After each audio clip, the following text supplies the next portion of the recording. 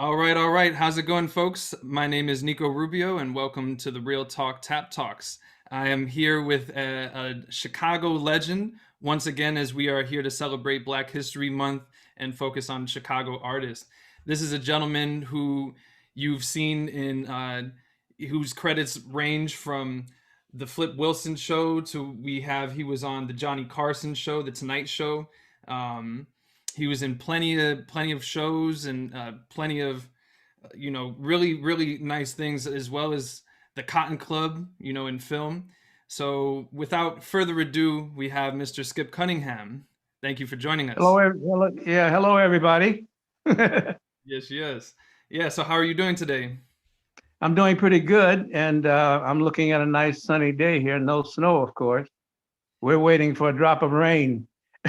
That's true. Yeah, yeah. So it's a little different than here in Chicago, where it's warmer in the fridge than it is outside right I, now. I I grew up in that. Doing my paper out at 4 o'clock in the morning, Chicago Tribune, Woo. slipping and sliding on my bike with my paper sack on there, and dropping my money in the snow. Yeah, wow, wow. Yeah, so just as I said, we're kind of focusing on Chicago history and Chicago artists right now. Obviously, we us both being from here, I think it's really cool to get into these things that some people may not know. So, if you don't mind jumping in with how did you get into dance, and how did you find Sadie Bruce and that whole thing? I can use just one name, my mother. I didn't know I didn't know I was going to Sadie Bruce. She just got me together one day. It was, I don't think, quite 1941, so I'm going to say 1940. Mm. And we living way out south in Morgan Park, I had to get on a couple of streetcars or a bus to get there. I had to get on the streetcar before there were any buses in Chicago.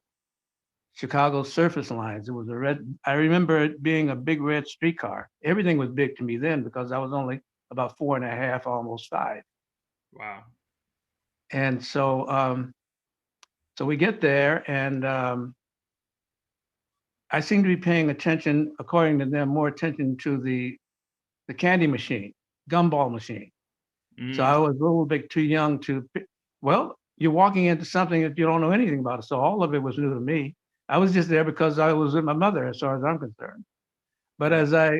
as we took a seat, I saw these kids dancing, and they all had what I know now to be metal on their feet, and that sounded real interesting to me. So the more I heard that, the more I didn't pay attention to the machines in there. And then, and of course, I didn't have tap shoes on, and I had to earn them, and that was my first introduction. Mm. And from then on, I moved pretty quickly. Um, she had little boys' classes, teenage classes, and a few people were adults, and most of them worked for Sadie in the studio doing one thing or another, especially around recital time. Yeah. Uh, I'm doing this in retrospect. This Yeah. is the way it was. This is the way it was unfolding to me. And so eventually, I got into class, and all the kids were the same age. Most of them, or all of them were boys because Sadie taught all the girls together, and she taught all the boys together. They they weren't taking classes with each other, Mm. so they all had their own teams and all that stuff. And so I just went along, and I guess I went two or three times, and I wasn't paying attention. And then I finally, I guess, tried to pay attention. And at that point, I must have started to move pretty quickly because my father was very diligent as he sat there writing down all the rudiments. I wouldn't be remembering him at that age. Mm. And as soon as now this is when my mother only took me once. From then on, it was my father driving me down there, Mm. Monday after I got out of school. And I was in kindergarten, whatever that was. I knew after I was in school for the day. And so he would, when she'd give the steps, and I would try them like the other kids did, and I began to pick them up pretty quick. And so my dad started writing everything down. When we left the dance studio, I lived on the second floor in Chicago in a rickety house, and he took me right to the kitchen, which was a linoleum floor. And Mm. I still don't have tap shoes. And I picked the steps up pretty cool. And then by the time I got back to class the next week, I knew the step. And so from then on, I was picking everything up pretty fast. And at that point, she started to notice me separate from the other boys in the class. Now, this is a retrospective on my part, but this is the way, and because I have a gap into when it was that I was good enough to not take class. But something happened on the recitals. The whole class, the whole school participated in the recitals. In the wintertime, we would be at the Civic Opera House at 20 North Wacker Drive, downtown. Wow. In the spring, we would be at the Regal Theater, Wow. springtime.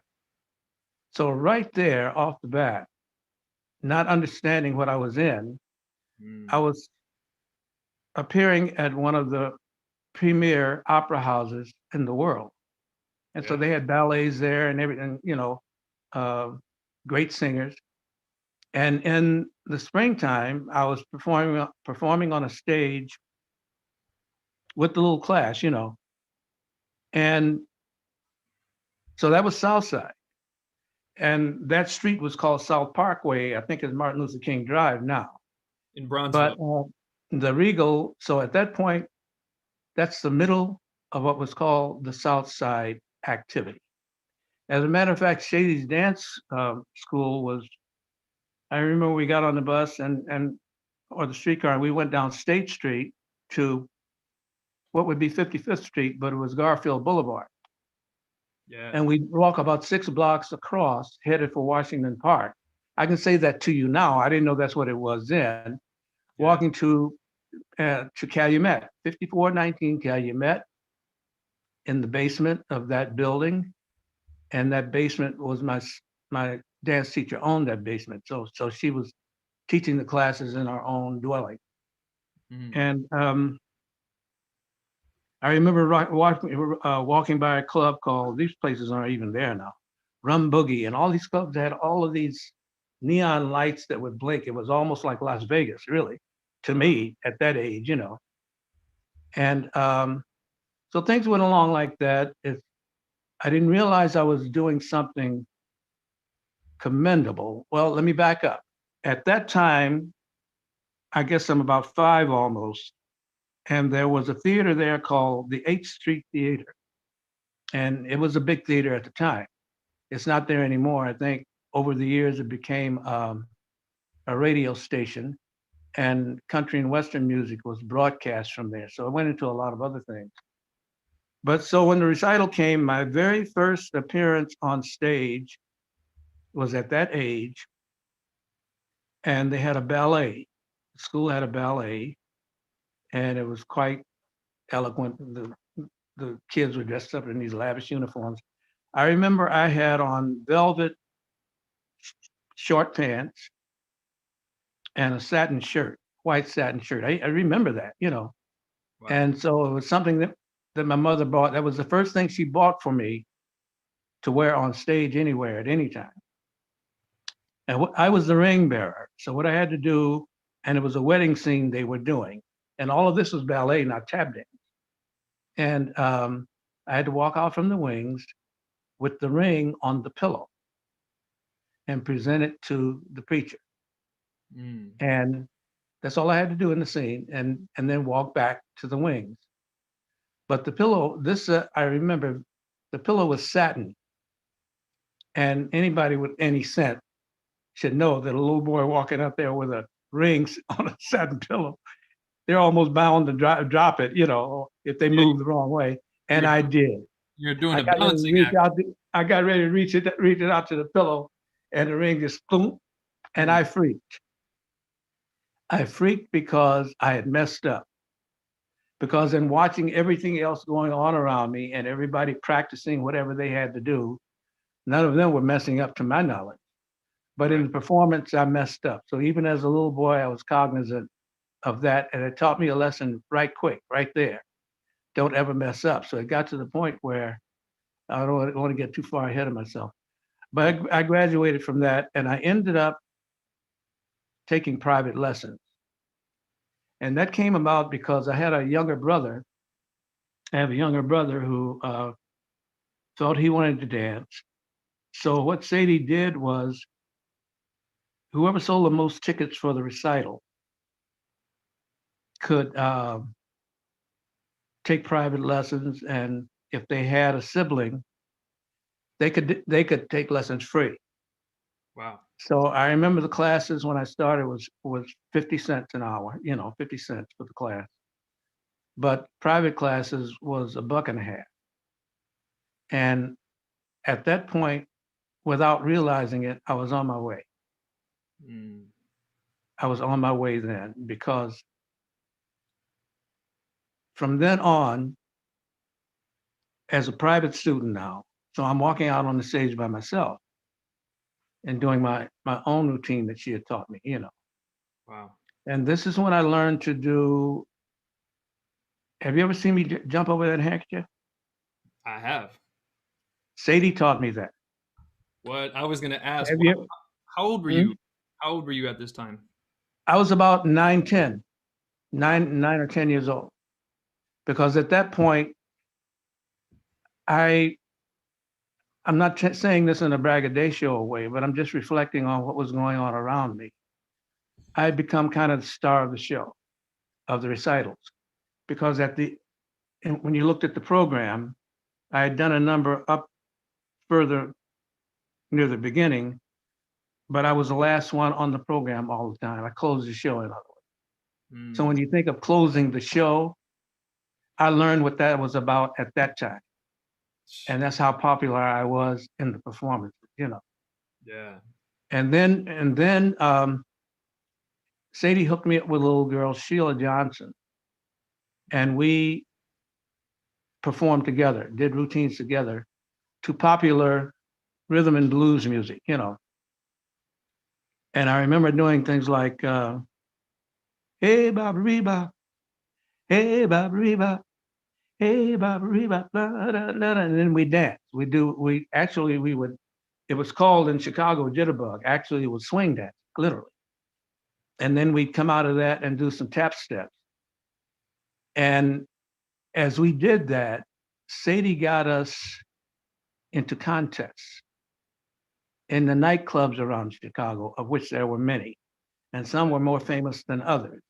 Yeah. So there was a Rum Boogie on Garfield Boulevard. There was Joe's Deluxe Club on 63rd or so on Cottage Grove.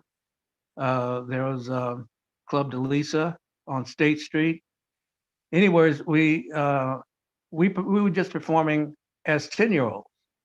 And the contest we would always win because we were doing adult material and doing it very well. And you don't follow children and expect to win. It was kind of like that. But that's what got me. Now I'm feeling good about myself. Yeah. It's not walking in there not knowing what was going on and just looking at the candy machine. This had got to get serious for me. So although I had my paper routes and I had activity at school, I was becoming famous in the neighborhood too. And Sadie started bringing the review out to Morgan Park. We had what was called a local thing called Morgan Park Week. And they would have a different activity on stage each night of the week. Maybe gospel songs and music on one night, and then something else on the other night. And then Sadie would have her review. Well, now that's my community. I went to church there and went to school there. And so by coming out there with her, because everybody in that my neighborhood knew she had recitals at the Civic Opera House. That was pretty big in those days. And to have somebody in the neighborhood, a little boy who's dancing, real good and stuff. So that was exciting for me. And I'm just giving you a chronology of how I moved along, Yeah, no, it's perfect. Thank you. So by the time so I was with her in the school for 12 years. The older I got, the more I functioned as a teacher. And what I would do, because she has a studio in the back, I would take the little boys, like I was at one time. I would take them to the back and teach them routine and keep them in line so they could do the routine. So that's when I started first teaching, Mm, you know. wow. And just to ask, because I'm curious, did Sadie teach you how to teach, or was that just something you picked up along the way? No, she didn't teach me how to teach. I just taught them what I knew, Yeah. and I knew what they knew. And so she just trusted me that way. And by then I was about 15 or 16. Mm, Yeah. And at the same time, now I was not with the little girl and I was just by myself. And I was doing the contest by myself, coming on the scene as a teenager. You know how old you are and where your head is at that time. And I yeah. was winning those too. And in those contests, you would have, they were all adults. So there was, although I was always only the tap dancer. Mm, But they would have adults who mostly sang, and they thought they could sing the blues and all that stuff, and they get up and do the thing.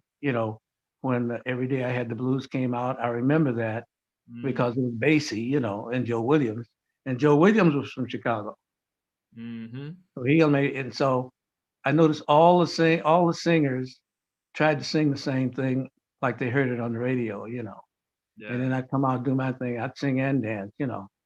And by then I was really good. Mm, I was doing that stuff that you see me do now, yeah. and just embellishing on it and put my own thing to it. So I'm talking a hole in your head, but I'm doing it because I'm remembering it, you Oh no, know. it's great. It's So I great. don't want you to hesitate in your process here. Yeah. So that's what happened. And by the time then I started winning big contests. There was a Howard Miller. He was a famous DJ in Chicago. And of course, the Sun Times newspaper. And they had talent show. It was only one night at Orchestra Hall. And I was in college by then at the University of Illinois at Navy Pier. They had an outlet at Navy Pier at the time. I'm sure it's not there anymore. I think it's Carnival, Circus and stuff. Mm, But I won over 165 people who did everything, people playing drums, and we were all in college. You know, Illinois Downstate was in the contest, Beloit College, and just a lot of colleges in Chicago's environs. yeah. And I won that over 165 people. Wow. Like I said, everybody did something different, but I don't think anybody sang and danced. Yeah. And but that's what was happening to me. You know, Mm, that's what was happening. I wasn't. My father would. Well, that's when I got to the point where my father was not escorting me anymore. right. You know, and I was getting there on my own and making up my own mind what I was going to do and creating while I was on stage and learning from people I was interacting with.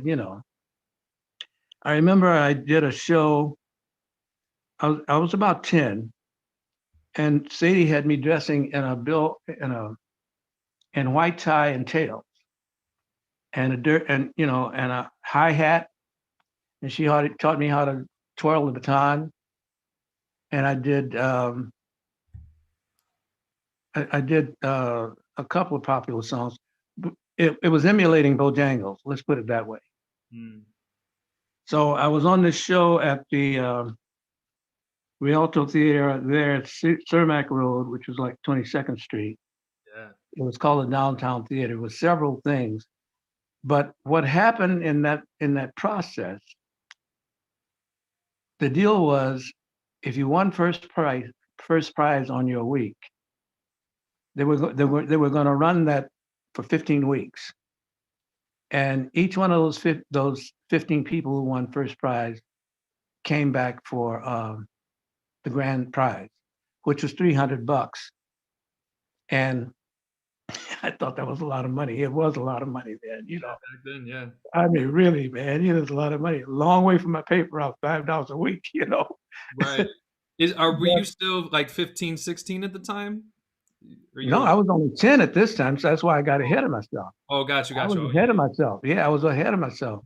got That's you. why I'm running off the mouth and rambling Yeah. as I remember stuff. Mm-hmm. So you set me up to give you a chance to ask the question, but this is the way it was evolving as I was going along. Yeah, no, it's And I fine. will stop right now, because somebody else probably wants to talk. I feel like I'm hogging the situation now. Oh no, it's all good. I'm interviewing you, so you're making my job easy. That's good.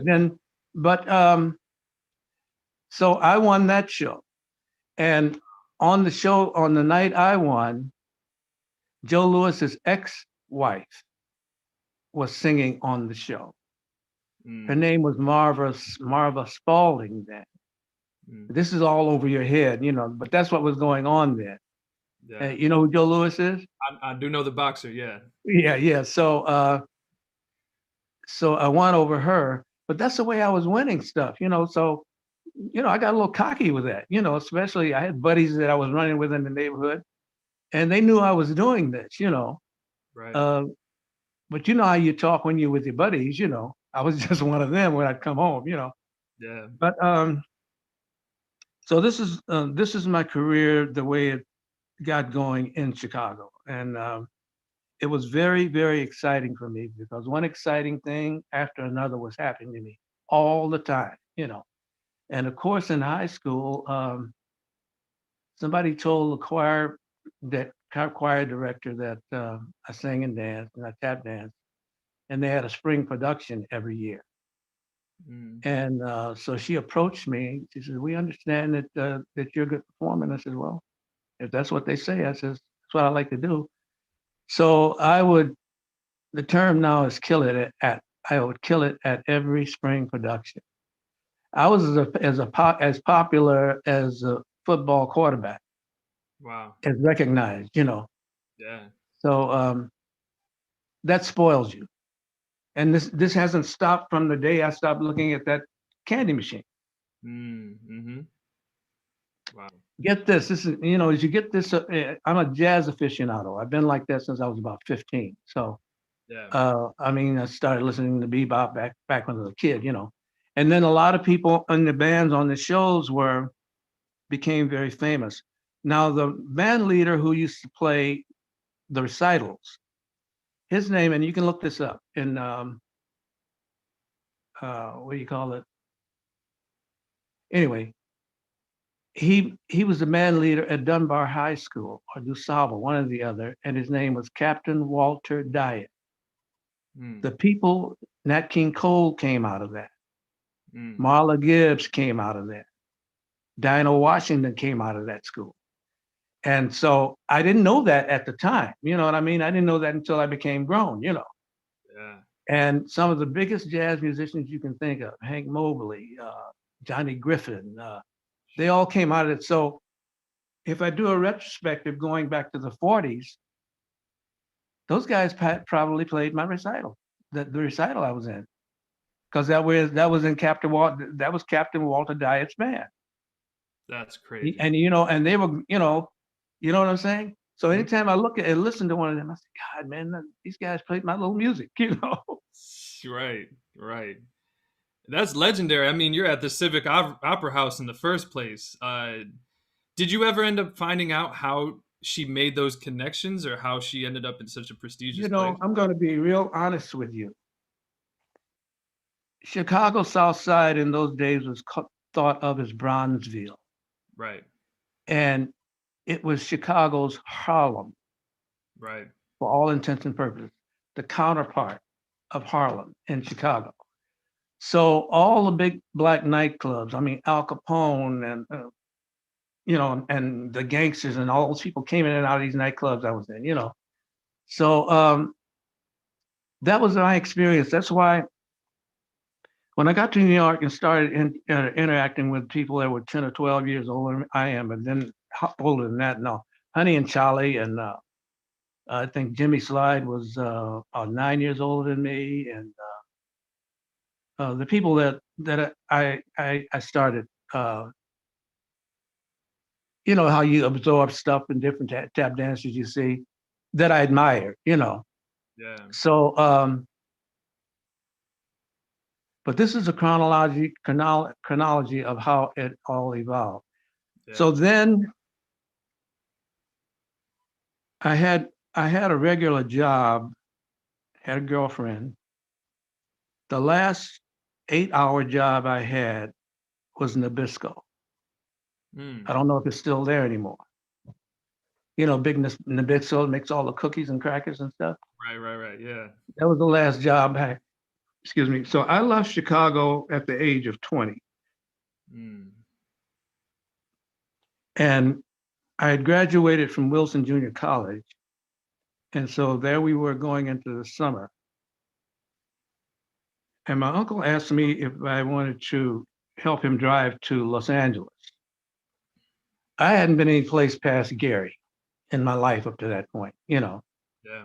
I couldn't even visit people down south, relatives where my relatives came from. You know, I probably would have ended up like Emmett Till. You know, I don't Mm. know if you know what I'm talking about. Oh yeah, no, I do. No, no. So I was a little older than him, but anyway, I jumped at the chance because I didn't quite know. So now I'm 20 now, and I'm doing gigs just like you do now. I seek out my own gigs at the Crown Propeller on 63rd Street, and you know, just hustling gigs, you know. Yeah. But I'm 20 now, and so that was my first opportunity to leave. So I drove out with my uncle and my aunt to Los Angeles here, and we were supposed to be here for 2 weeks and go back to Chicago. I had a girlfriend waiting for me and everything. I put more quarters in that telephone machine talking to her, and you know, Right. we were in love, all Mhm. that stuff. Yeah. And but I got out here, and I've always been a hustler in the craft. You know what I mean? I when I left Sadie, I started to, other than just to come back to say hello and see how things are going, and maybe take a couple of kids in the back to teach them a step they were having, you know, having trouble with. Yeah. But my next age was going to be 21. So I get out here, and that 2 weeks went by kind of fast. But there I went searching for a gig Mhm. within that 2 weeks Right. because I'm supposed to be coming back with my uncle and aunt. You know, I till the day I don't know if he got a car to come back and drove back by himself or what. Right. But what happened to me is coming out of high school, all my buddies joined the Air Force. Mm. And I didn't want to go into the Army at the age of 17, 18, but that's what they did. So we had graduated high school, and that's when I went to University of Illinois and Chicago Teachers College and all that stuff. Stayed there and went to school because my mother wanted me to. My mind was always on show business. Mm. And I won a contest out here within that 2 weeks. I got on the car and went and won the very show I was sitting there watching. While Mm. I was watching it, I left the house was out where I was staying with friends. Uh, my uncle had a friend who lived here, and we left the hotel and went and stayed with them. And so that's where I was staying when they went back. And I went down there and I won this contest. And it was a week's engagement with the four freshmen at the Moulin Rouge on Sunset. Wow. That's what I said, wow, But what I had done is I had volunteered. They had a program in the military called you could volunteer the draft. Now at 20, in 2 years, they would probably draft me. So I was registered to go into the Army. And so I did that. But then when I took that trip to California, I didn't know when they were going to call me up. I kind of forgotten about it because I was so preoccupied with what else I had to do. And my father called me and he says, "You just got greetings." I said, greetings, what do you mean? She says, you've been drafted into the Army. Mm. So I've gone from Chicago to LA, but while I'm in LA, I was drafted in Chicago. So I investigated it. I did not want to come back to Chicago to go in the Army because most people from Chicago went down south to Fort Leonard Wood, and all I'd heard about that was it was like Little Korea or something, or you know. So I says, well, man, I don't want to do that to myself. So I was able to go downtown and enter the service there. So now I'm getting farther away from Chicago Right. because from there I went to the reception center in San Francisco, Fort Ord, and then from there I went to basic training. So that was going to be 2 months. I'm not getting back to Chicago at all. Mm. But my grandmother passed away in 1957. So in my cycle of people I was taking basic training with, they were going to graduate in 2 weeks. We were all going to graduate to go to our next post, you know. Right.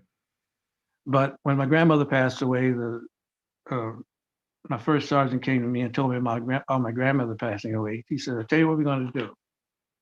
He says, "We're going to let you take your leave now, and so you'll go to your next post from Chicago. You know, after you do your business with your grandmother's circumstances." So then that took me to Georgia, the last place I wanted to go, to signal school. So now I'm in the Army. So I'm still not in Chicago anymore, you know, and I'm not in show business. I'm a soldier. Wow. So I finally got out in 1959, and this is where everything just took a big jump, man. So now I'm out of the service. I don't know which way direction I'm going to go. I didn't want to do what I was doing in Chicago those years before I went to LA. So what am I going to do now? And so I'm home there in Princeton Park at my parents' house. And my dance teacher, was still in touch with her, wanted me to come and do one of the recitals, you know, so the kids can see what happens by the time you're grown with dancing, you know.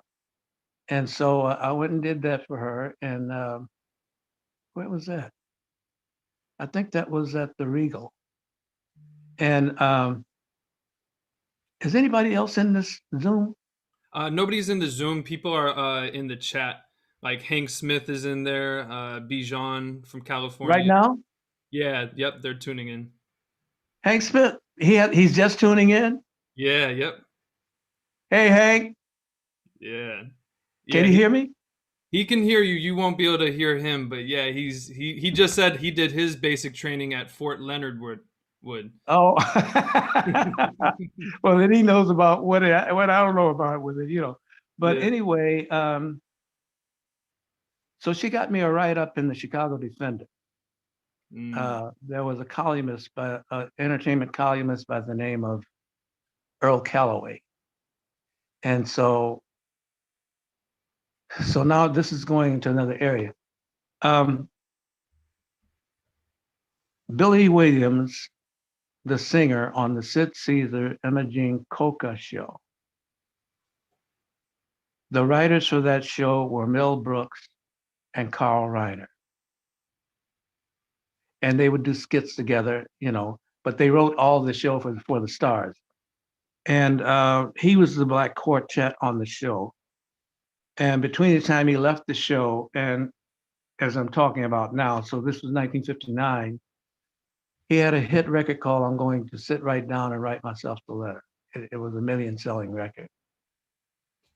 And so what he wanted to do, he had been playing Vegas with the quartet, but what he wanted to go back to Vegas with a young review, you know, but a bunch of people younger than him, and he would front the review. You know what I'm saying?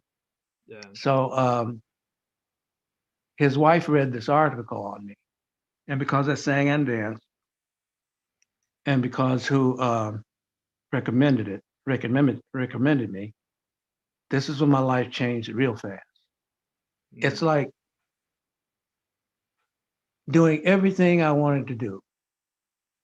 It's finally hit, you know, as a tap dancer. tap dancers all along, they had a bunch of variety shows, and tap dancer would always open the show, whether it was the Four Step Brothers or the Berry Brothers, whoever. And they do a 3-minute routine and get the show started. And from then on, they weren't, they weren't in the show. So they Mm. were always an opening act. Yeah. They weren't going to become a star like Astaire, who was in Hollywood in the movies, which makes you famous.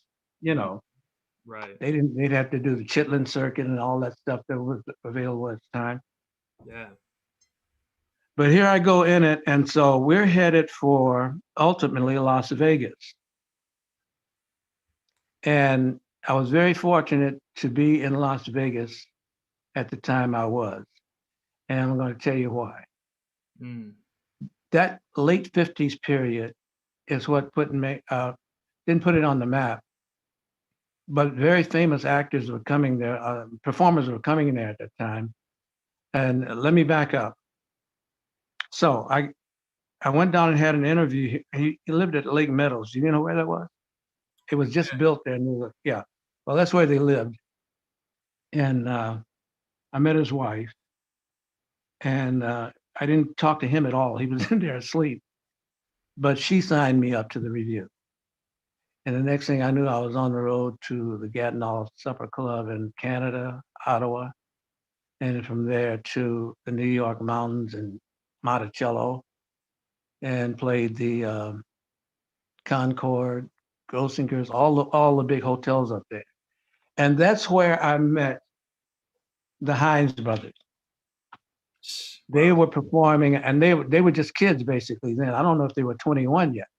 Mm. And they were playing a hotel up there called the Raleigh. It's not everything's closed up there now, but all the big Jewish comics, Milton Berle and Jerry Lewis and all those people, they work up there all the time. Yeah. So there I was. So my next stop, Vegas was the most exciting time I've ever had in my life with children. This review I was in had a quartet called the Four Dukes. Horace Henderson was the band behind it. That was Fletcher Henderson's brother. Mm. And there were four performers. Clora Bryant was a singer, great trumpet player, the Four Dukes Billy, and we made it into a review. We had an opening number and a closing number. So Mm. at the same time, Louis Prima and Keely Smith were at the Sahara. Uh, there were lounge acts, of which we were one of, Yeah. the Treniers, people like that. That was exciting, man. They shot the first Ocean's 11 there in 1960 with the Rat Pack.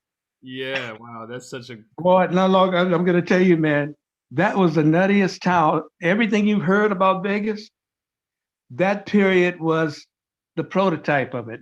It it gave it that title. yeah. All these people have been working there all that time. So Sinatra would have a month there. Joey Bishop would have a month there.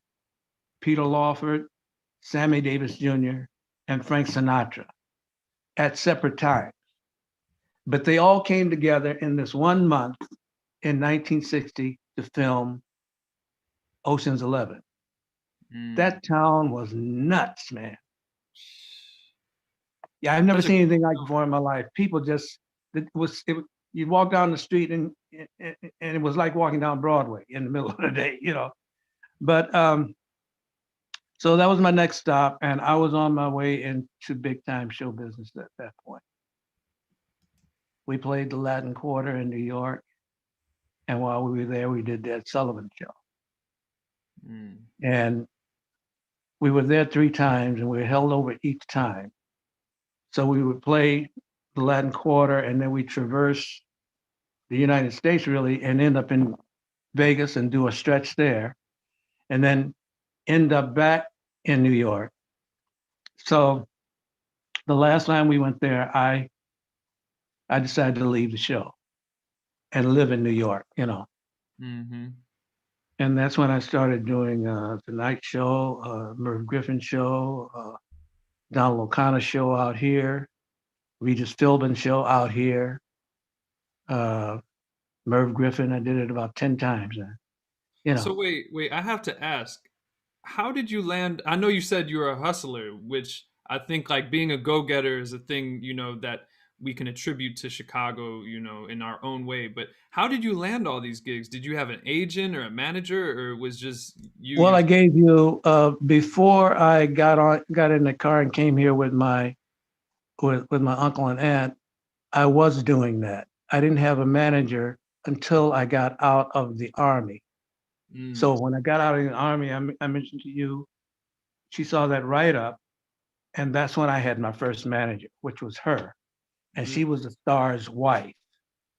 And mm, so one of the things that made me leave the show, because there was nothing wrong with the show, was I'd been back and forth to New York so many times that I was familiar with New York. And the Ed Sullivan Show kicked it off. Well, I had her as a manager, and I had the safety of the show, which worked all the time, so I was also making money. So all of that was just great. I'll never forget it because that was a big part of my career. But when I decided to live in New York, now I have to find a manager and an agent. So by working the mountains, and my manager ended up being the sister of an agent who worked for a guy named Charlie Rapp. He had an agency and he booked most of the big name acts up in the mountains. So I'm still evolving. yeah, And so I ended up, her sister was looking for somebody to manage, and her brother was uh, an agent already. But when I finally got my manager, I ended up signing with General Artists Corporation. So that was like William Morris. mm, And and that's what happened. And that's how I got the Tonight Show and shows like that. wow, Manager and an agent. yeah, The manager takes care of you personally, and the agent gets the gig. yeah, So nice. that's pretty much the trajectory. I did it. I capsuled it for you. I should have waited for you to. You can ask me questions now about any of that, if you want. Yeah.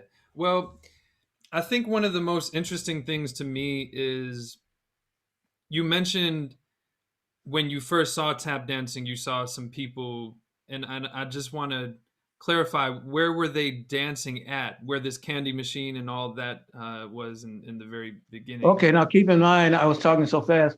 The candy machine was when I was 5. Right, right, yeah, And that's the first time I saw anything that had to do with, other than listening to radio. Radio wasn't even out. I mean, television wasn't even out then. The right. Ed Sullivan Show started in 1948, and every Sunday night, and they'd have all these variety of acts, great singers, great actors would come through promoting the movies and stuff. And I have to remind myself, how old are you now? I'm 30.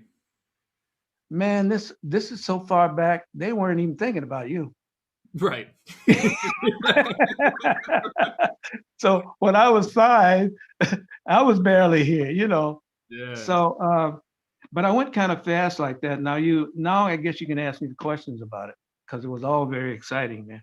Yeah, but you mentioned that you saw tap dancers. Where did you see them? Um, Was it outdoors? okay. That's an interesting question. I have never been asked that question, but I told you when I first saw a tap shoot, Yeah, I was 4 or 5. right. When did I see a performer? No, Because no, no, my no, no, no. I'm curious. When you were 4 and 5, where did you hmm see the I dancers? had never seen one. Oh, okay, I had okay. never seen it. Uh-uh. I asked this because I'm just curious because I try not to touch the beginning of tap dancing too much. It's super controversial these days. But I've heard that, it came up, there was a story of the time in New Orleans and then New York, but I've also heard of it coming up in Chicago and people dancing on the streets. So that's why I'm curious, like if you ever saw people dancing on the streets, how No, they call it busking, but I never knew about busking until I was talked to somebody who was a busker, like Honey Coles and and there wasn't so much busking. Yeah, they tap dance on the teach because they would get together like somebody throwing a basketball. So Exactly. you Yeah. know, But so you never saw that in Chicago, like just casual. no, I was not at that age. No, I hadn't seen anything about show business. I heard stuff on the radio. I Right. heard tap dancing on the radio. It Mm, might have been the Four Step Brothers or somebody like that, you know. yeah. But other than that, no, I hadn't seen it at all until I was okay. I guess I started seeing stage shows though at the Regal Yeah. because that was always a big band headlining, Count Basie, Duke Ellington, Mm, people like that. And with them, they brought a show, a yeah. singer, a comedian, dancers, or a dancer, you know. So I Whit started seeing it then. I had to be about 10 years old. Did you ever see the Whitman sisters there? No, no, Mm, I had never heard of them. mm. I, What do you think was the first tap dancer that you saw performing somewhere?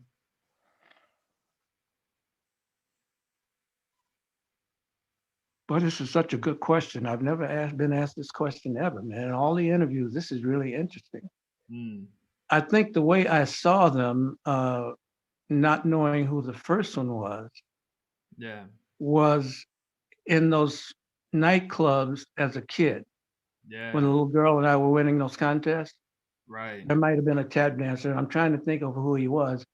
I didn't know anything about the Chicago professional tap dancers, Yeah. even if they were dancing in those clubs. I connected the dots after I was an adult and after I came to New York or somebody started talking about them, you know.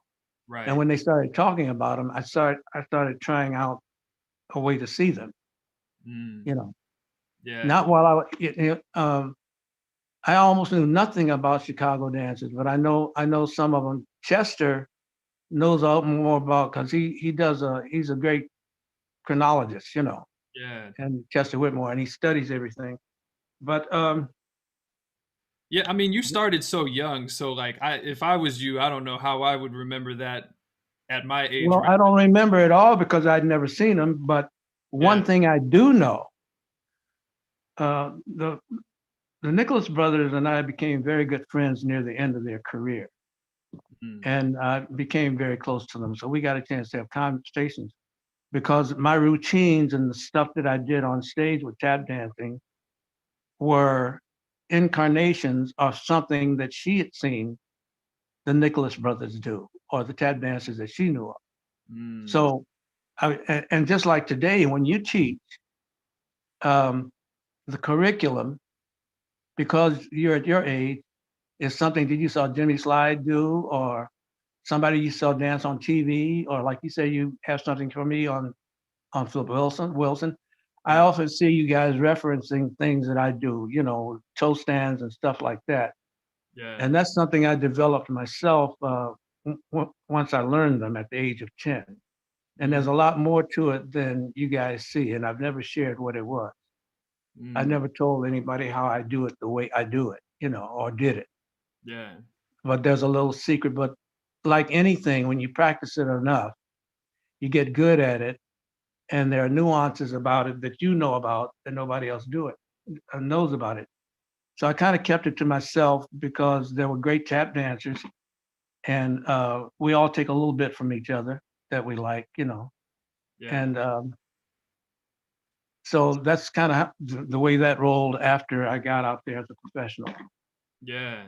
Yeah, I mean, I feel like in most of the clips I see you hit those toes and you stay up there for longer than most people stay up there. I can walk a block on my toes, man. No, Yeah, I'm serious. No, I can't. no, I believe it. Yeah, that's crazy. Yeah, I don't want to dig into it too much. You know, I'm imagining you might want to share some of this for your project you're working on right now. You know. No, I that'll be easy. That'll just be in line with the book will be different from this, but this Mm, helps me to remember stuff that's happening right now. yeah. Certain questions you ask me, like you just asked me a question nobody ever asked me. Who was the first tap dancer I saw? Mm, If I didn't go to the movies, I didn't see it. And at 5, my parents weren't taking me to adult movies too much. I was going to see cartoons and stuff, on Yeah. Saturday, Right. and cowboy movies and stuff like that, but not variety shows. Yeah. But I did get a chance to see Hollywood tap dancers as I went along, as a kid, you know. Yeah. So So how that would probably be the first time I saw it. yeah. So what made you develop, or how did you develop this toe ability? Well, I can remember it like it was yesterday. Sadie would, by the time I became a private student and I became more or less star of the school, it was going to work up to our next recital, and she would just introduce me to stuff. Now she had a sister too by the name of Mary who taught in New York, but they both used to teach in Chicago, Yeah. like blocks from each other, And I never met Mary, Mm. and but I've got to add to this. I guess I have to add this part to it.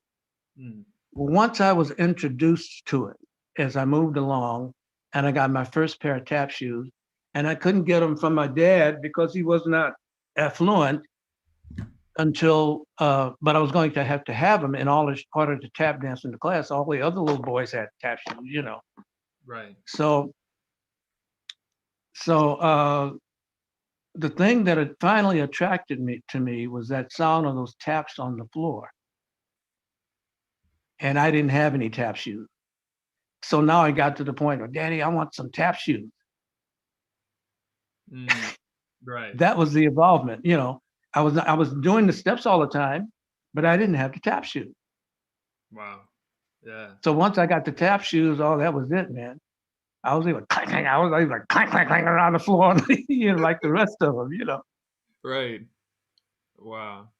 So that's kind of what inspired you to just do those toe stands, is when you got the shoes and you could do that. No, by then I guess I was about 10. So we're looking at 5 years, and it was just something she garnered from dancers that she knew about. Mm. And what I was trying to allude to, that's the way you and I teach, or that's the way you teach. You teach something you saw and something you practiced yourself, and you create a step yourself, or create a step from something you saw somebody else do, and then you start teaching your students bits and pieces of that. Right. Especially if you start teaching from beginners. So yeah, I'll have to admit, once I started winning those contests as a kid, especially as a soloist, I started creating not knowing who else was out there unless I went to the Regal or one of the big Oriental in Chicago and saw them in a show. That just influenced me even more. I just thought they were fabulous, when I see them. And funny story, when I left that review that I played in Vegas with Billy Williams Review, I left in New York, and they went about getting somebody to replace me as a tap dancer. Mm. I had no idea who it was, but since I was staying in New York and walking up and down like Broadway like anybody else, uh, one of the members of the club, because I put my 2-week notice in, but they were there a little while after that. But I ran into one of them, and he said, "Oh yeah, we got a tap dancer." I said, "Great." I said, "Who was it?" And he said, "Jimmy Slide, the guy from Boston." I said, "Oh, I never heard of him, but I hope it goes well for everybody." I Right. didn't see him. Now that was 1961. I didn't see him dance until he came to California with 1,000 years of dance or something like that. And he was dancing with 4 other people, not Sandman Sims, but some. I don't know if some of them were out of the. I should remember. Oh yeah, dancers who were in his age group. And I Yeah. took my boys down to see him, and I just fell in love with his dancing. I liked his style and everything, and we became good friends after that. Because Mm. he came into a show that I left. Yeah. And so we had a connection there, that transition. Yeah. Wow. So we covered two of the you know four things that I kind of wanted to touch on, from the handkerchief to the toe stands, and then the other two things are, how did you get such a good vocal ability for singing, and then also how did you get into gymnastics and acrobatics and all of those things that you incorporated in your That's act? very interesting. Thanks for asking. I'm going to tell you if you want to hear it. Oh yeah, yeah, I'd love to But hear. maybe somebody else wants to talk. Oh no, no, nobody else is gonna be talking but us, because we're on the Zoom call and we're Mhm. streaming, broadcasting on YouTube, but they can only write comments. They can't talk. Okay.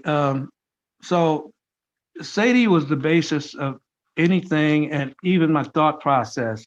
She was my first tap dance teacher or dance teacher and my first mentor. When she introduced me to that newsplace paper columnist, so she was responsible for that too. But Mm, that's what made me take off yeah. as a professional, because at that point I was out of the army, so it kind of orchestrated that right. I wanted to do the 2 years and get them over with, Mm, rather than going like my buddies did. At that time, volunteering, you would have to do 3 years.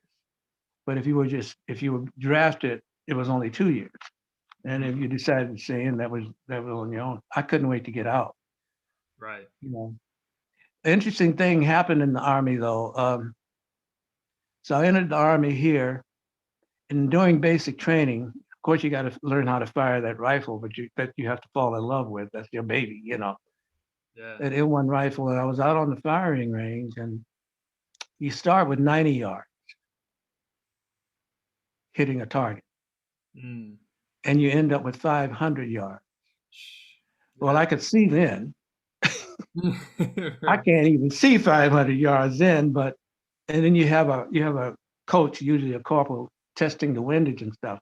But the bottom line is, I shot expert Wow. with the M1, and being a rifleman, you have to carry that to the army.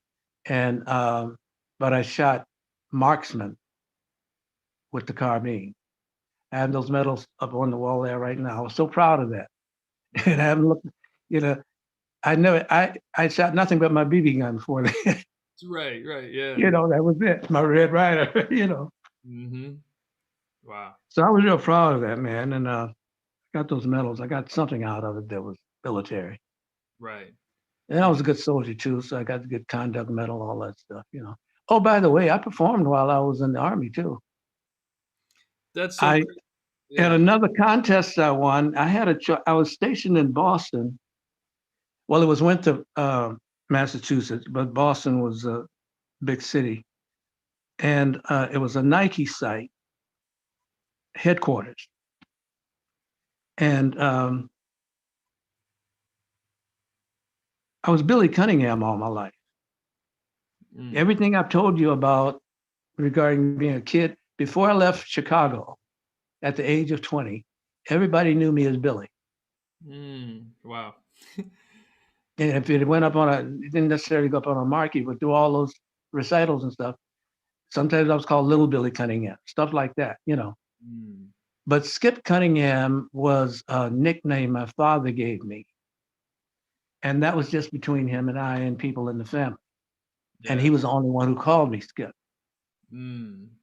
And he'd add little when he was being amorous with me to skip a doodle, and they just give me all that the kind of little derivatives of that. Mm-hmm. But when I got to Boston, I started getting gigs, Mm. and just like I did in LA or any place I've been, I went trying to find out how I could do a gig.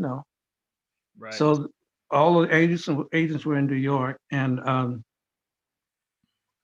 in Boston. So I saw this agent's name in the paper, and I just stopped in to see him. I says, "My name is Bill Cunningham," and I says, I'm a dancer and a singer, and I want to try to get some jobs." I says, "But I'm in the army here." He says, "Where are you?" I says, "I'm out at Winthrop, Massachusetts." He says, "Well,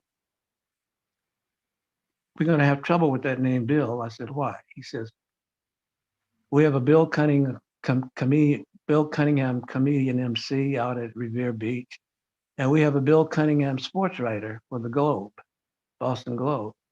He says, "Can you think of another name?" I says, "Well, I don't want to change my name, but my father called me Skip." He said, "Ah, that's a good one. Let's do that." And that's how I got the Skip name professionally. Right. Wow. It, and then did he set you up with a gig or some gigs? Yeah, I started working club dates. I was making, yeah, no, these weren't contests. I was just doing gigs, man. Right. One thing I'll share with you, one thing I know now, not everybody can tap dance. I want you to know that. Yeah. Not everybody can tap dance.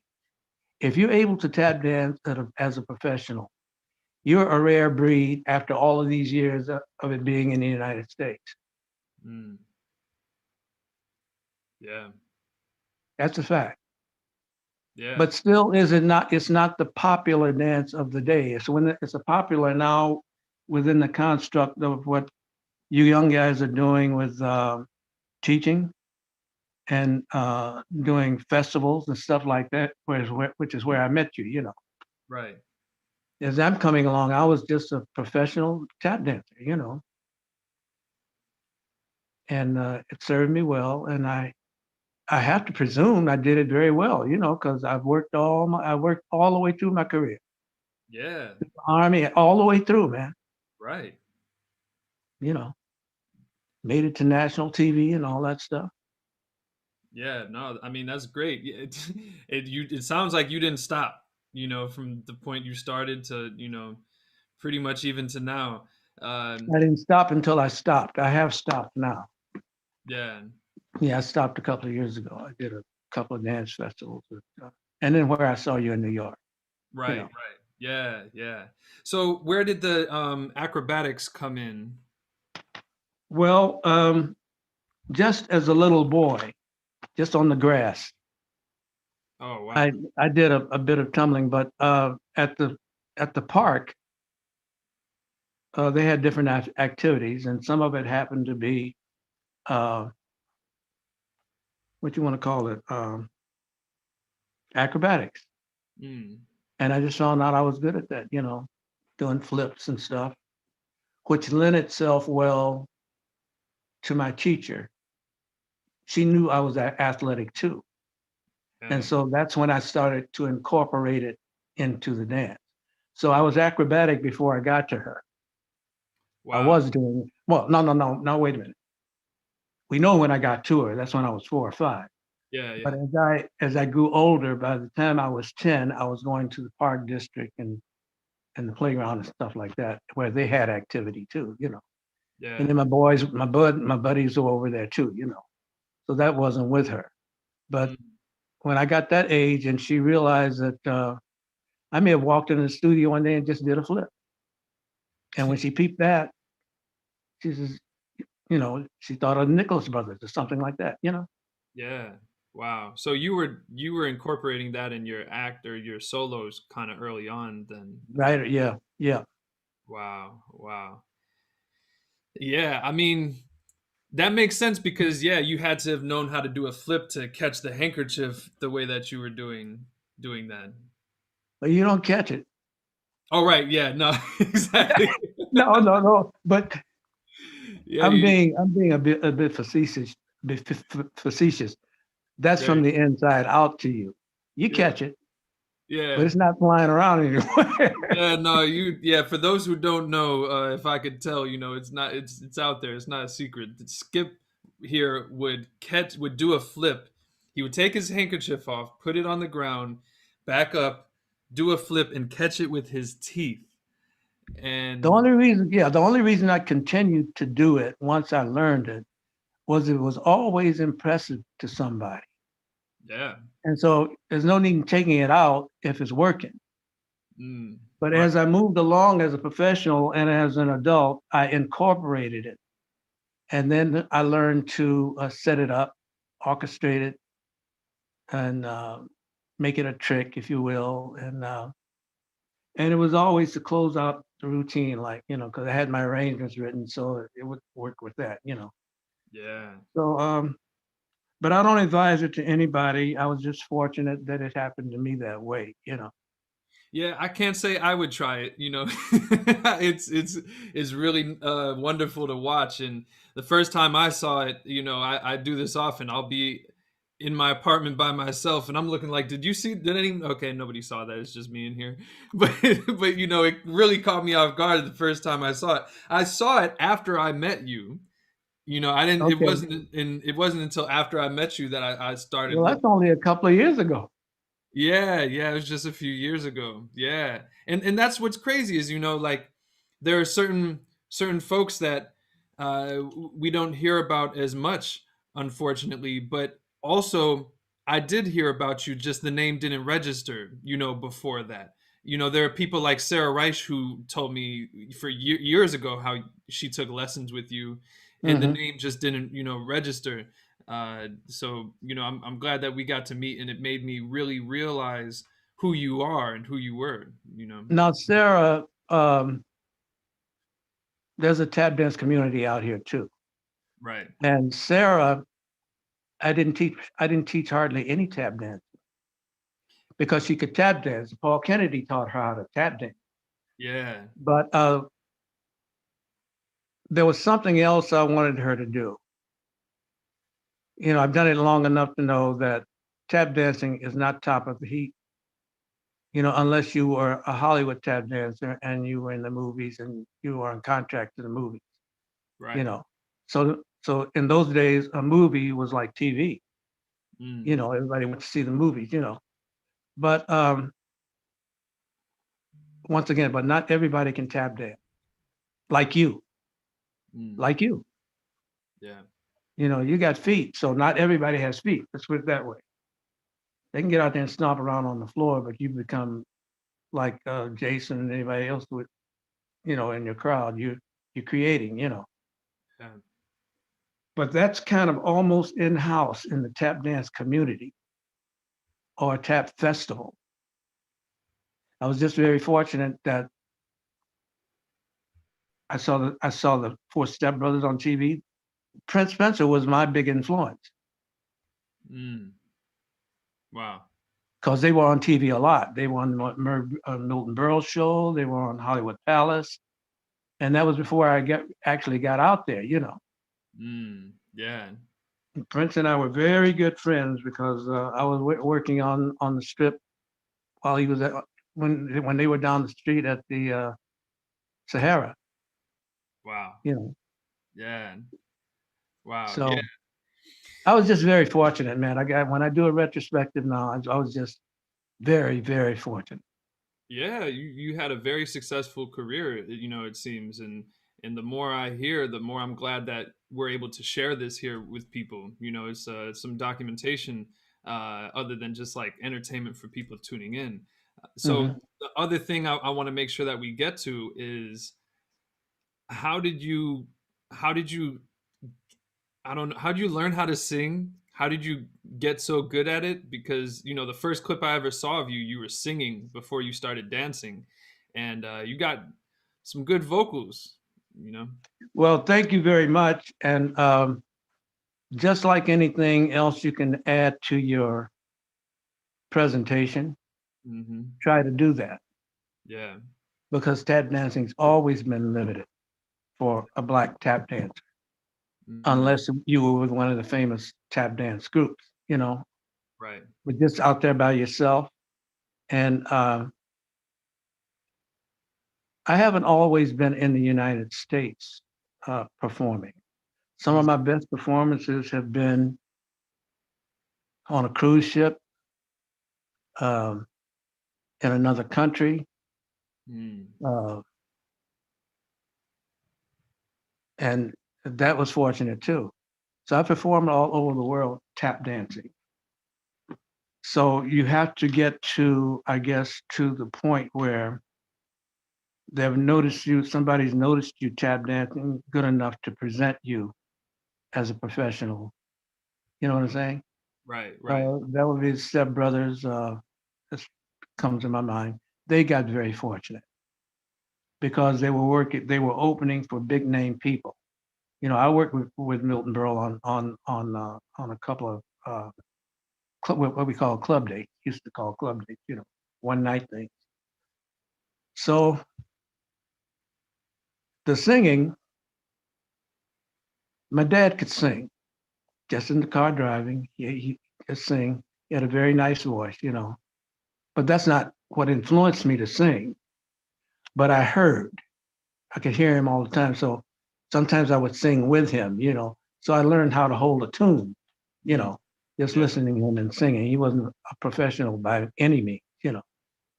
Um, the Christmas song by Nat King Cole, yeah, when it first came out, when it first hit the airwaves, I had a buddy, William Luckett in Chicago, where right out there in Morgan Park, where I live. We came through school together. He could sing, and so we would start to sing to and for each other.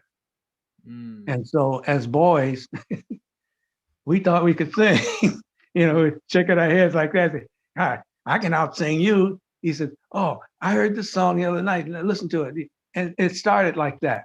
right, yeah, Well, when the Christmas song came out, we were both imitating Nat King Cole, right, trying to see who could do the best. you know, right. that's how it actually started.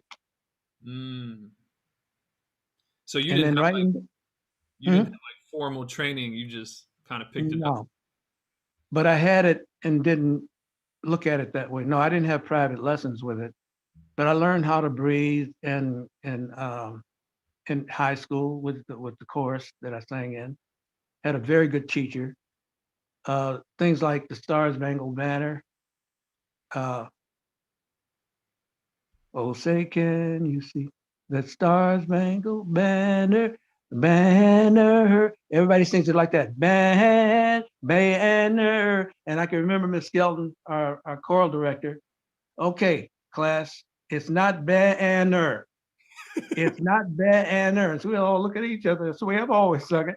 She says, look at the music. It's banner. Right, right, I've been right. singing it like that ever since. So whenever I see a professional singer trying to sing it at a sports thing, they go banner, and I'm sitting there with my. She said, I know, it's not banner." Right.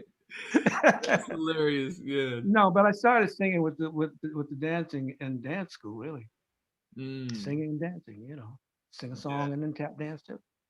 Wow. And so this somehow led you to, while you were in New York, you had a deal or some kind of something with singing? No, well, I did sign up. Once I got the manager, and what a manager does for you, he, Hmm, they look for things for you. right. That's their job, and you have to pay them a commission for that. And I sang on the Tonight Show. I always sang on TV. Now that was me doing that. I insisted on always being able to sing. Merv would say, "Oh, we want you to come on and dance." I said, "Merv," I said, "I don't want to dance without singing." He said, "Okay." So that's why you see me, if you see any of Merv Griffin shows, well, you can see it on YouTube. Right. Yeah. My phone may be trying to go. We may not have too much. Something just came up on my phone to check my battery. Oh. Oh, what I'll do is I'll be gone like 1 minute Yeah, you can go ahead. I'll do some promo real quick. and plug it in. Yep. Yeah. Okay, Okay. cool. Yeah, so for everyone tuning in, thank you for your support so far. We have a good amount of people who have been with us, and if you can see in the comment section, I told you can support us by subscribing to our channel, by putting a like on this video. We're trying to build up our page towards monetization, so we really appreciate everyone who has helped us in doing so. If you're not familiar, if you're tuned in, this is a production company that I'm running called Shuffle Life Productions. And through, oh, what's up, Gmo? Yeah. And through this company, we do different events and different things, from workshops to footage functions to this podcast and more. So if you would like to follow us, You can follow us on Instagram. I'll put that in there as well. It's just at Shuffle Life, Shuffle spelled the usual way. That's where we're putting most of our content these days, and it's life with three eyes. And we have these footage events that I'm going to be doing beyond just this podcast this month. So the for the podcast, we're doing this every week at 6 p.m. Chicago time. And then for the footage events, I think we're going to kind of just sit in on Tuesdays, but we might get a Sunday in here or there as well. So you could look out for that. This past Tuesday, we did a footage event where I'm just showing different, video clips, and I actually did the first one where I'm sharing my VHS collection. So nowadays it's like almost everything is on YouTube, but there are some things that you might only be able to see the way that you're seeing them through these tapes. So this past Tuesday was our first VHS Vaults series, and there will be more to come. There are a lot of tap dancers with birthdays in February, so we're gonna do a day that's gonna be celebrating Gregory Hines and Leon Collins. There are more folks like today actually is Leslie Bubba Gaines' birthday. Yesterday was Charles Cookie Cook's birthday, so we'll be showing some footage in honor of those gentlemen as well. So please stay tuned if you can. I'll also put in here our email address. You can email us if you'd like to be added to our emailing lists. So there's that as well. We have plenty of events coming. Okay, I see my mom is tuned in as well. Thanks to all of you who are tuned in with us at the moment. Set this phone up for me again. So yeah, some more things to come. I also put in that link. We have merchandise. So we have these mugs. We have T-shirts. We have all kinds of things that you can purchase in support of our movement right now. Yeah, and there is more I can share, but yeah, Gmo, happy birthday to Bubba Gaines. Who else do we have? Yeah, Leon Collins' birthday is this month. Lavon Robinson, like I mentioned, Bunny Briggs as well. So yeah. Or you can see her. Can you see me? Yeah. Yep. Yeah. You keep moving. Okay, straight. See there? That's how you can make Okay. sure.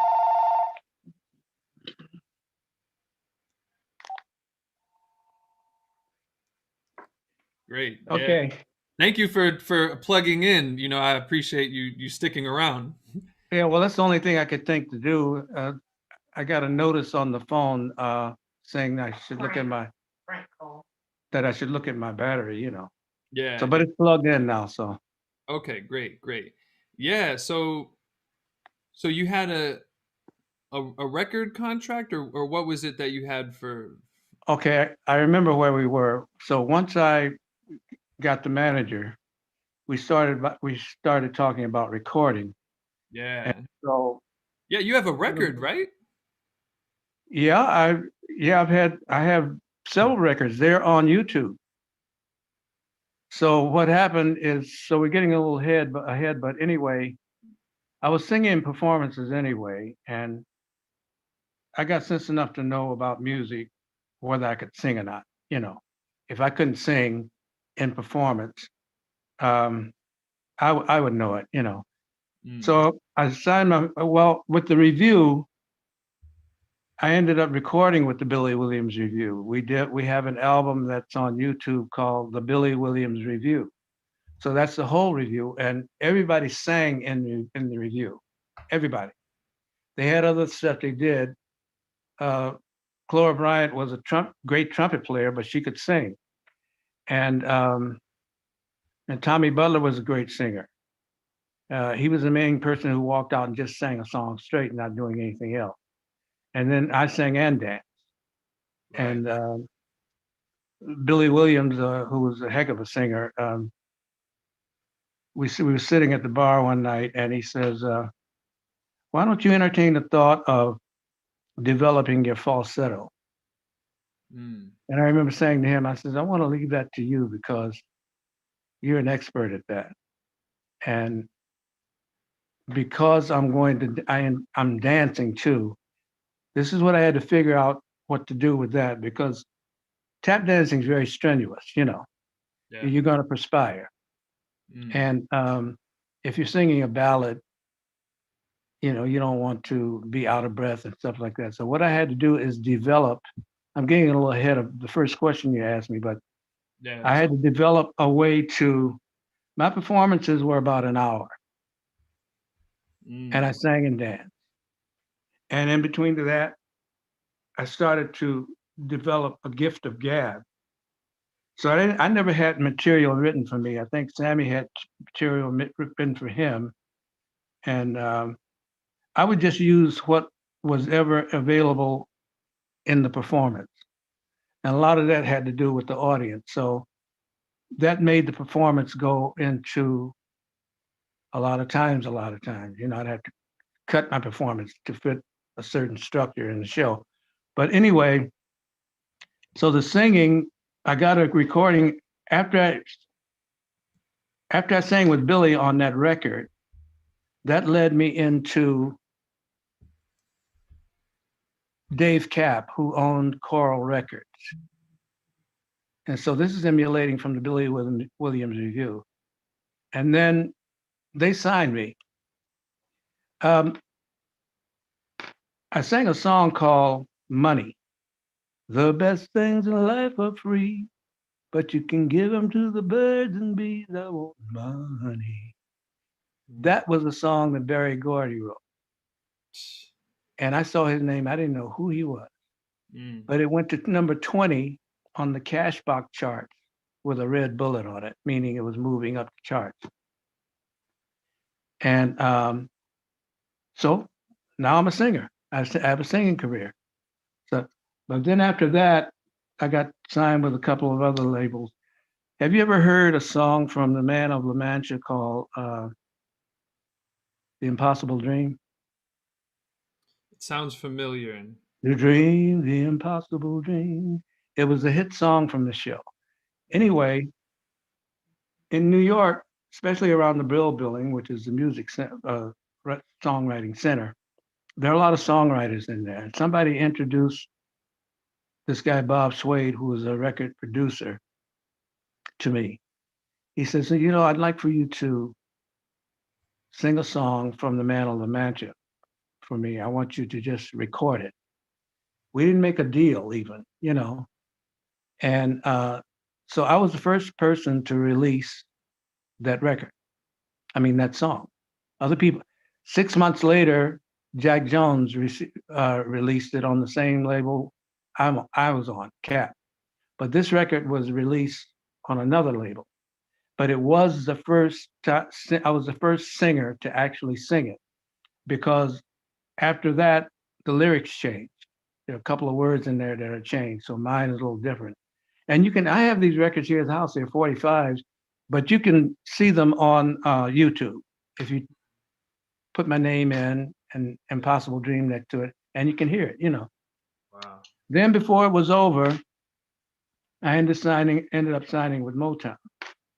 Mm. And I was signed up to them for a year, and the contract didn't run right within that year. So that was a bust actually. It just didn't work out for me. Yeah. But so I am a singer, I have to say that. Yeah. You Yeah. know. No, I mean, you amazing vocals. The first clip I saw was you on the Flip Wilson show, and Mm-hmm. can't, Mm-hmm. I can't remember the name of the song, but it's stuck in my head. I keep on I hearing. could have danced all night. Yeah. Yep. Yeah. Mm-hmm. Mm-hmm. I could have spread my wings. I'm not a vocalist. I won't No. continue, but So yeah. what I did with that, of course, that's Julie Andrews, and that's out of Broadway show. What I did with that, because I think jazz. I think jazz when I'm dancing, but I'm performing pop. Mm. Yeah. I didn't want to get deep into jazz because that would limit where I could work. Right. I wouldn't have been able to work the things I worked like that just being a jazz aficionado, you know. But Sure. that's the way I think. Yeah. So the arranger arranged it in such a way that I could invoke jazz nuances in it in the arrangement, you know. Mm. And that's what I did with all my music. So Yeah. Well, so I just we have an ending segment, but before we get to that, I want to ask just a little bit more about Chicago. Did you? So, what was the name of the studio that you were at with Sadie Bruce? it was her studio. And I Mhm. did mention that to you in the beginning. The Right. studio was at 5419 Calumet. So that's right near Garfield Boulevard, 55th Street. And that put it between State Street and Martin Luther King Boulevard, which was South Parkway then. Yeah. And it was a little studio in her building, and it was in the basement. That's where I literally started. Did it have a name? Sadie Bruce. That's right. That's right. Yeah. Hmm. Did Hmm. Did you ever come across the Dyerettes or anything with Sammy Dyer? No, but I tell you who might have because um, he took lessons from Sammy Dyer, and Mm. we were just talking about him in the beginning. The tap dancer from Chicago, Ted? Ted. Yeah. Yeah. Ted Ted took dancing from Sammy Dyer, Yeah. Yeah. and but he's much younger than I am, so he wasn't taking dancing there when I was there. I don't know how old is Ted. Do you know That's a about? good question. I'm not super sure. I Well, I don't want. know he's very much younger than I am. You know, Yeah. and but they were Ted and Sadie were somewhat in competition, Mm. really. Mm. You know, they weren't far from each other, maybe 6 blocks. He was on State Street and she was on Calumet. And he was a very famous dance teacher too, very much so. And he had some very successful students, the Dyerettes, you know, Yeah. and Ted Levy, you know. Yeah. So it's a little different style. But when I watch Ted dance, I'm looking at it and saying to myself, that's Chicago style, you know. Yeah. Sometimes I dance that way, you know, Right. or something Right. like that to myself, you know. Yeah. That's what resonates to me when he's performing. So Yeah, no, that's interesting. The how we have the history of Sadie Bruce to Mary Bruce to Tommy Sutton, mhm. Jimmy Payne. You They know, came later from when I started, you know. yeah, gotcha. Sadie was Sadie and her sister, but her sister left early. They were when I started there, they weren't far from each other. Right. But Mary moved to New York and had a studio on 125th Street Mm, above the Baby Grand nightclub. And yeah. so that's where she stayed, you know. Yeah. And I didn't know many dancers from Chicago. The ones who were working the Chitlin circuit. I mean, I didn't know them personally. I was too young for that. You know, I was just a baby boy. You know, Right. boy. Right. You know. So it took me some years to catch up with who came out of there. You know. Right. The one I was surprised about is I didn't realize that Leon Collins spent so much there. I think he might have been born there, but I was never aware of him. And Mm, so I left at 20, but I just was never aware of him. Very yeah. nice man. Yeah. Yeah. And go ahead. Oh no, I was just gonna say it's interesting. I'm just trying to pick up who might have crossed paths because yeah, that's interesting with Leon Collins, but also I heard that Jenny Lagan learned from Sadie Bruce. You know how I learned about that? I was doing a thing called the Century Masters up in Seattle, Washington. Mm, And what it was about is mostly a jitterbug swing dance. Frankie Manning and Norma Miller and Chester Whitmore and Jenny Lagang and Skip Cunningham. And we mm, were in an interview right on the premises. And that's when Frankie's son said, well, I took dancing from Mary Bruce. And I said, you did? He said, yeah. And I says, well, I took dancing with Sadie Bruce. That was her sister. And Jenny LeGong said, well, I took dancing from Sadie too. I said, what? That's Yeah, yeah. That was an interesting weekend, man. That was really something. so she must have learned before you did, I'm assuming. Oh yeah, yeah, yeah. Different periods, you know. She was old enough to be, but then I think Sadie was born in 1907, Mm, and she passed away in 93, I think. I don't know when Mary passed away or if she's passed away, but right. um, for some reason, after I left Chicago, if I'd stayed in Chicago as a young professional, I would have become more aware of them. Yeah. But when I was actually performing as a kid, I just I didn't know that, I didn't Right. know who they were, you know. Right. Wow, that's so interesting. Yeah, because you're a little bit younger than like the Jimmy Slides and all of Yeah, those. yeah. Yeah. I'm about not 10 years younger than Jimmy Slide, but 9. And Sammy's 10 years older than I am. And but I'm up there now. I'm now in that age where they were when I was really chopping wood as a professional, and getting on those shows. When I decided to stay in New York, I Wow. got a birthday coming up. I don't even. I'm embarrassed to say what it is. I've never been embarrassed about my age ever. I just can't believe that's where I am. I'm the age that a lot of my was Honey was a mentor, and Charlie. We became very good, and Henry Latang. We all became very good friends once I decided to leave that review and stay in New York.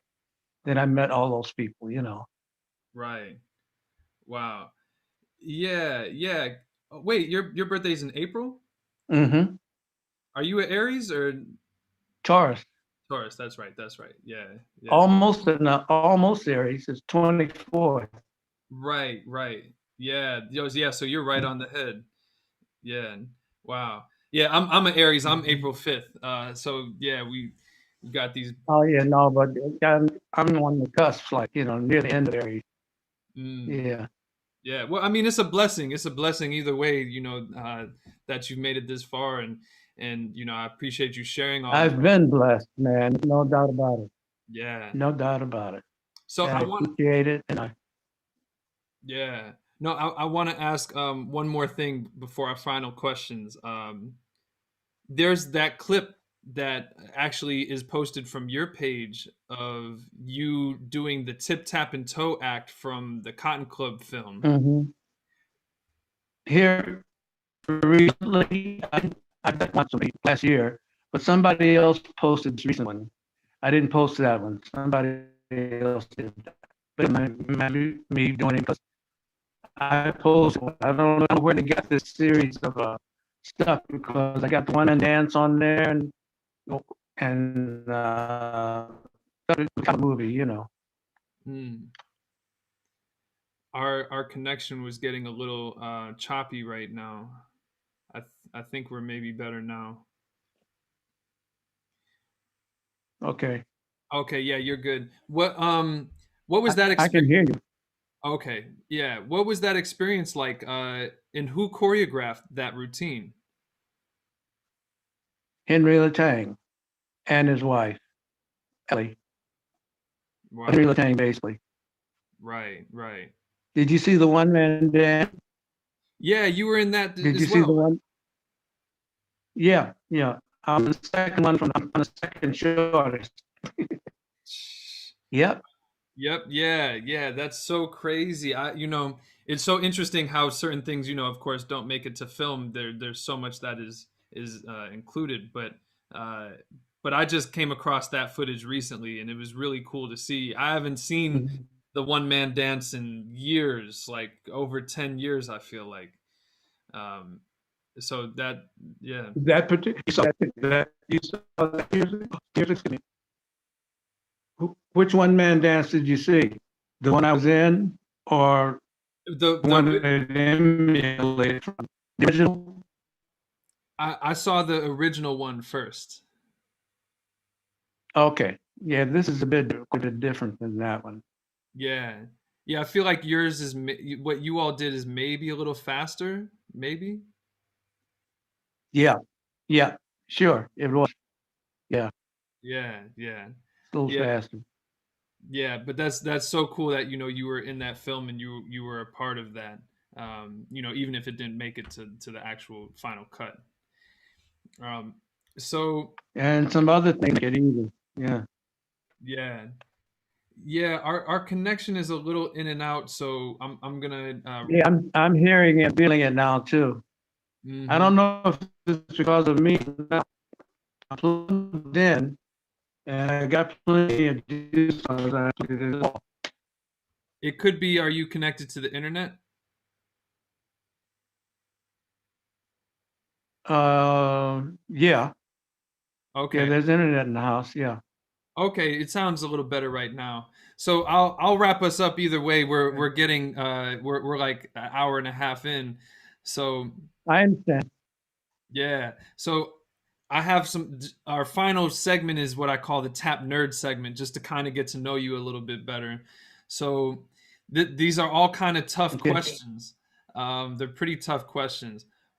What would you say are your top 3 to 5 favorite tap dancers of all time? Well, I've already mentioned one. I just like the way he moves, the way he performs, and that's Jimmy Slide. I like it. Prince Spencer, I like initially in that when I saw the exciting things he did, he was a big influence on me. I Because guess it's still cutting out a little bit. Did you say that the last one was Honey? no, it was, well, I like Honey too, but well, I like him, but putting him in a chronology, the first person I first influenced by was Prince Spencer. I was I like out of the fortress. I just like the way he did, because Yeah, he was doing something else, and I was doing something that he was doing. yeah. But he didn't find so much as far as my big I didn't see him on the TV shows, Hollywood Palace and and the Lewis. Uh, so it was TV that I learned about Step Brothers because they were on. Did Mm. you, I'm trying to see did you hear that? it. No, it's kind of breaking up a little bit. I'm not sure how I can fix it Mm-hmm. from my end. Uh, yeah, yeah. Unfortunately, yeah. It was. I can still see you. I can hear you. Yeah. Well, you sound good now. I feel like Yeah, you were. you do too. I feel like you were mentioning Baby Lawrence as one of the people you mentioned. Well, I loved his. I didn't mention him, but I'm glad you brought him up. I didn't see till I saw a clip on him. I heard about him a lot. I heard him a lot, but I couldn't. I had never seen him. But I started watching him in a clip he put out around 1980 or something like that. Yeah, favorite dancer of mine. He definitely is. No, I said Teddy Hill was Ah, Teddy Hill. I saw on television in 1952. Um, I saw Sammy Davis Jr. dancing father and uncle, but the first one I noticed was the Step Brothers on TV. Mm, mm. Wow, wow. Mm-hmm. Um, And Prince in particular. I just the remove, yeah. yeah, Prince Spencer. Yep. Yeah, wow. So I because of the connection, I'm gonna just ask you our our last question. So that we don't lose it.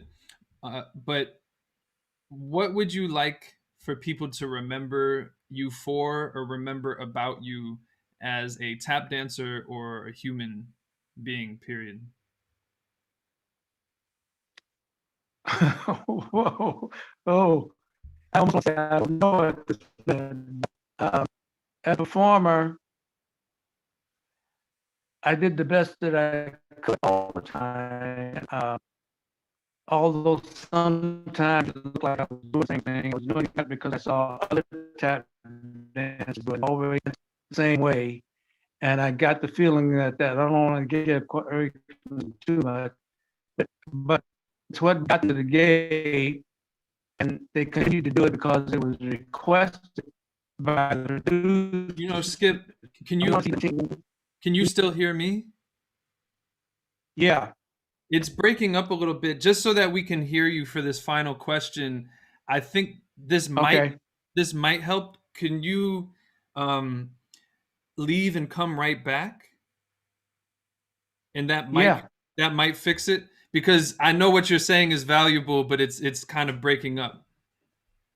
So You want me to get up away from, stand up and walk away? no. If for the Zoom, if you can, if you can sign, not sign out, but leave the Zoom and come back with the same code I sent you. Oh, I don't think no. Oh boy, I don't know where it is. Um, It looks like it's not in the room. Wait a minute, no, wait a minute, I see it. Wait a minute, I see it. So it's 861991778. yeah, yep, that one. So Yeah, so you want me to unplug for a minute? I'm just unplugged. I think you would press end on, you would press end or leave. Oh, Yeah, and then I'm just, not seeing that on there right now. yeah, I'm not sure. I think if I remove you, then you, We're having a garble. Yeah, yeah. Hey, hang on a minute, hang on a second. yeah. Okay. Leave the meeting and come back. Yeah. Yeah, just Yeah. because the connection's a little faulty right now. Okay. Okay, he's off. Okay, cool. You press the side. To turn it on off. Mhm. Yeah. This side. Yeah. Put it I did. there. You're Okay. still connected. I think you have to press end. Yeah, we're gonna disconnect. Oh, okay, got you.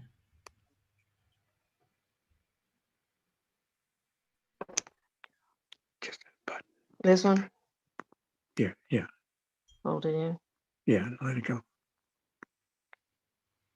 Okay. You still here? Oh, there it yeah. is.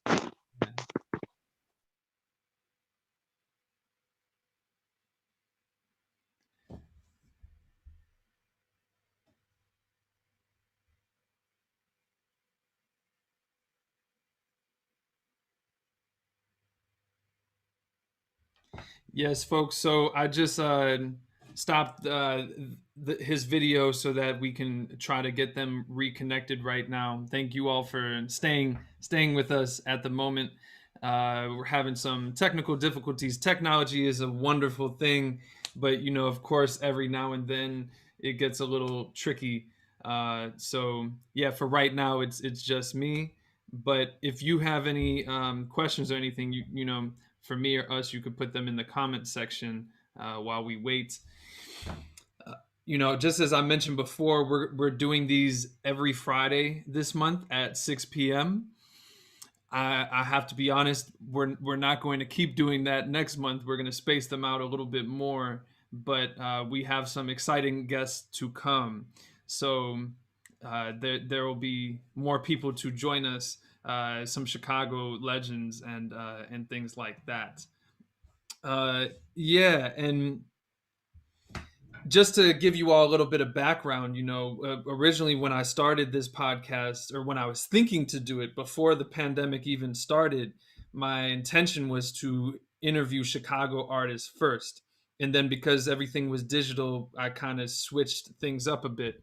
So, you know, we've changed things around and adapted and all that, but I'm glad that now we're back to focusing on Chicago artists for the moment and collecting all of this history that's super super important. We have different ways that we can document, and I think that this is in its own way one of the easiest ways to do it. Not super easy, but one of the easier ways to do so. So appreciate you all tuning in, and for all the other tap nerds out there who are interested in collecting this information. So we'll just wait a moment for Skip to join us again, so that we could get these final questions where we can all hear them a little bit better. Uh, Now, as I mentioned as well, I'll just kind of be repeating some things, but we have some footage nights that will be coming up. So there is the email address in the comment section. You can send us an email to join our emailing list. We will be having some workshops potentially coming throughout the year and some things like that. So yeah, thanks to Bijan and George and Hank and Alexandra and Renee and Travis, everyone who's been tuned in. Appreciate you all checking in with us today. There are a lot of exciting tap events going on, so stay tuned on all the channels that you can to see what's popping. I'm just stalling a little bit as we're waiting for Skip to join us once again. I hope you all are staying healthy and safe as much as possible. Man, this is the longest 2 weeks of my life. I don't know about you all. It's about to be a year next month. And at first it was like, we're just in this for 2 weeks and here we are. But, without getting too political or controversial, all that I'll say for now is beyond wearing a mask, try to make sure that you're taking care of your health, your physical health, your mental health, trying to strengthen your immune system. Vitamins are cool and all that, of course, but what you're eating is super important. Our lifestyles, our sleeping, the different things we're consuming, be it foods or entertainment. Looks like he's joining us again, so one moment as he connects.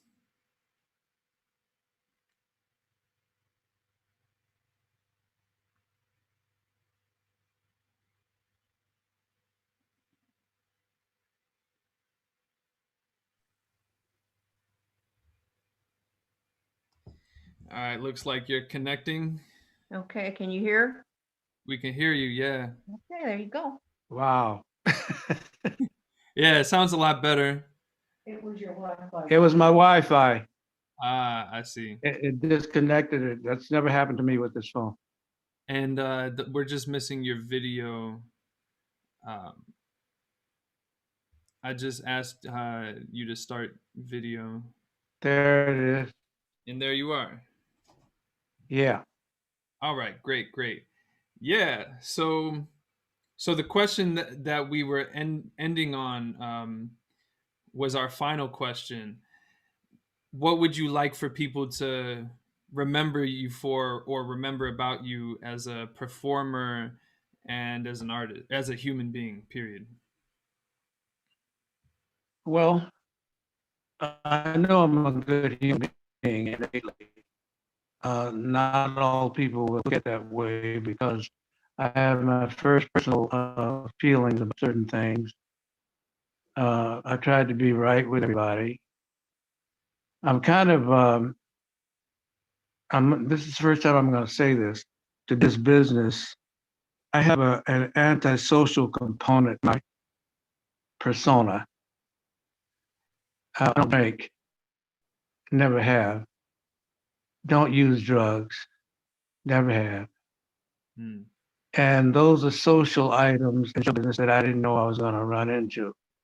I can remember when I first got into listening to jazz music, Charlie Parker and bebop stuff. They were always connected to drugs. especially Charlie Parker. He had a reputation, and I overheard that as a young person. And I didn't want to be that part of show business. And so when I got to the point where I was going to be interacting with people who did that, it was better for me to have acquiesced to doing some of that, but it was against my personal moral code. So I just wasn't going to leave that. I couldn't. So with the way you asked the question, I'm sure that compromised some of what people might thought of me. They always thought I was a good performer, Yeah. and so I was a good performer, because we all perform. There's so many people I like, we'd be here all night. Some people like to play an instrument or sing or dance, have favorites, but a lot of my favorites were involved in some of that stuff that I just mentioned, Right. and so I think that was the part of it that made me have an antisocial component to, respect. You know what I mean? Right. Yeah.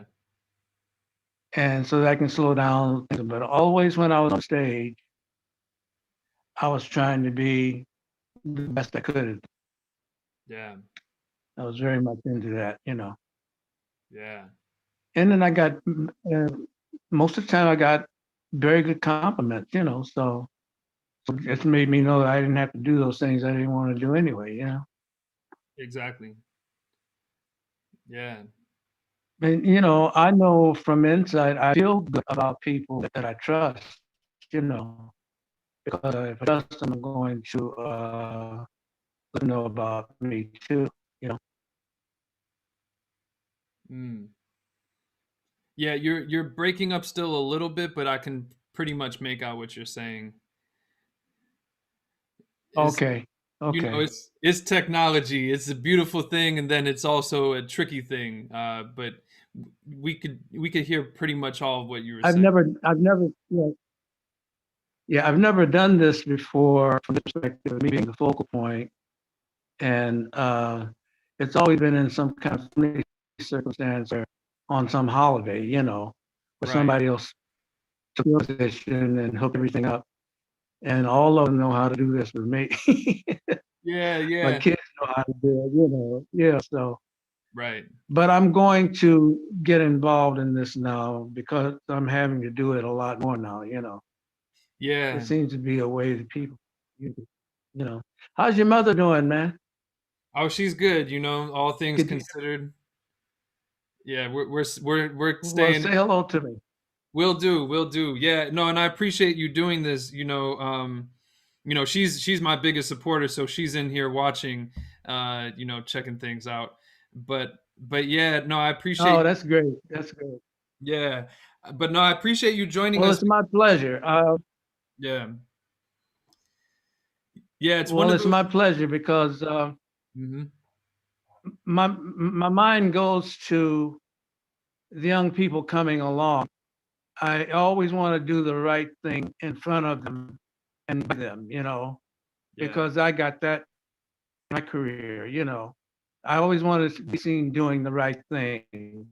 And answer the question you asked, I mean, about this, I want to be doing the right thing in front of them. And I did that about my kids. I never wanted to be caught in a position where something was being written about me that wasn't good. yeah, And that's why I didn't invite some of that stuff, because that's where you can get caught in that. But I'm wishing you well and all the young chapters. That's why I jumped to this. I said yes very quickly because I want to touch base with them because show business is good when you're watching it, when you're making money at it, but it has the sides to it that if they're trying to be a performer that they're going to run into, and I know they're going to, um, that I'd like to be answering the right things about that, and doing the right thing. I'm being a bit redundant. I don't want them to get a bad impression about show people, yeah, and I don't want to be one of those people doing something so controversial that I can't. I'm hoping that that's the way it is. Yeah, no, You for hear sure. me? Yeah, no, I definitely feel you. And I'm right there with you. So I think what we did here today was a great thing. I'm really thankful for you sharing with us, sharing so much, and to be continued. So we'll wrap up here, but I'll be talking to you soon either way. Yeah. Okay. Take care of yourself. Yeah, you as well. Thank you all for tuning in. We'll see you next week, same time, same place. Everyone get home safe. All right. True that. Yeah. Yes. So just so you know, I just ended us being live.